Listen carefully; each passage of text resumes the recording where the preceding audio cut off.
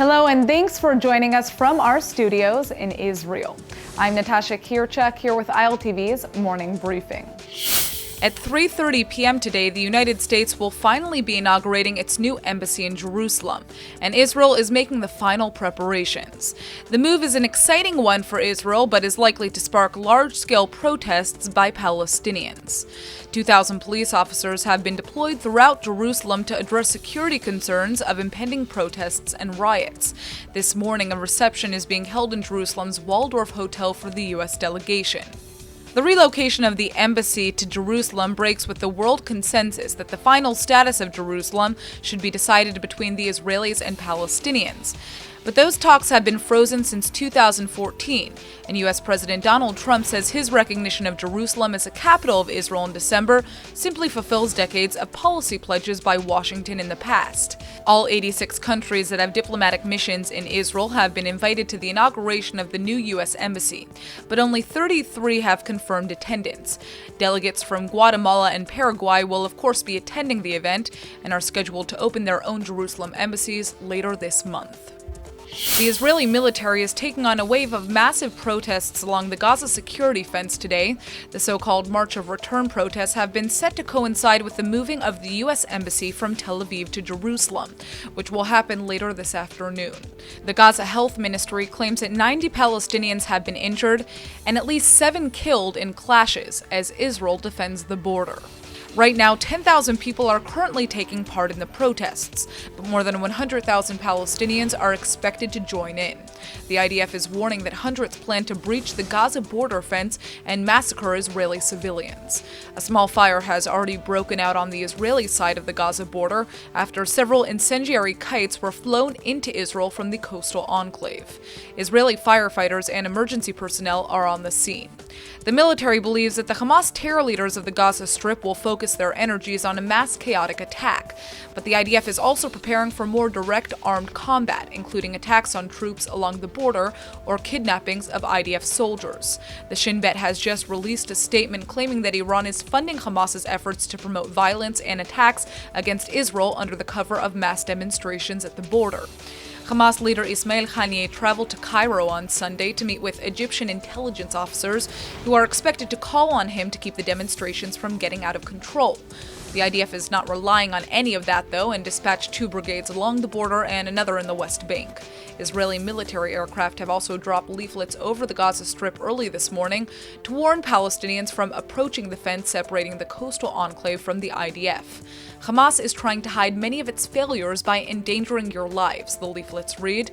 Don't be puppets in the hands of Hamas.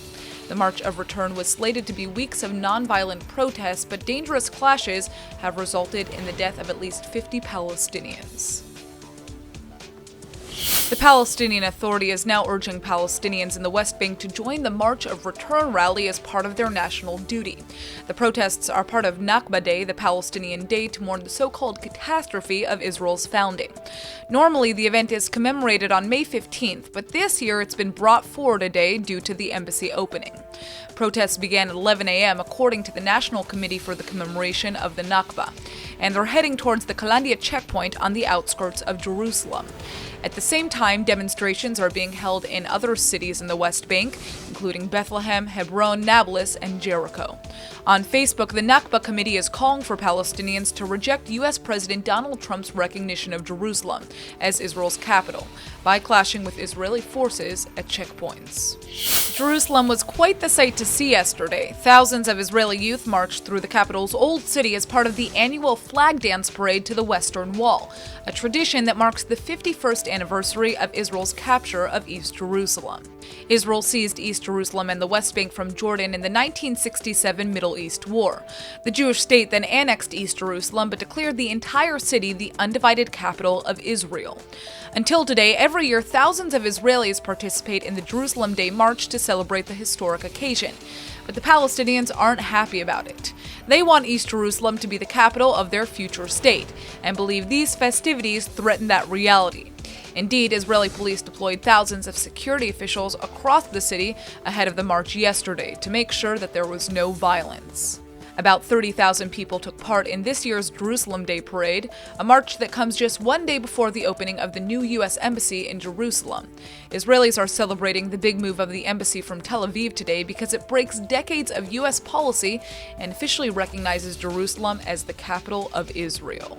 The Queen has arrived. Israel's very own Eurovision winner Netta Barzilai has just landed in Tel Aviv, and she's already going to be performing a victory concert in Tel Aviv's Rabin Square this evening. It's no shocker that thousands are expected to attend.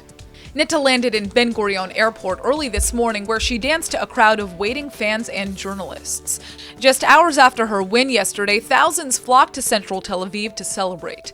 200 million people around the world watched the Eurovision, which started on Saturday night and went well into Sunday morning.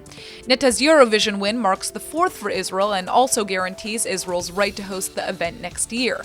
This will be the first time since 1998, a whole 20 years ago. Cyprus and Israel had already been marked as the favorites going into the contest this year, but Israel emerged well ahead following the public vote. And boy, did she make the crowds go crazy. Her crazy chicken moves caused a social media storm, with even Israeli Prime Minister Netanyahu trying out the move himself.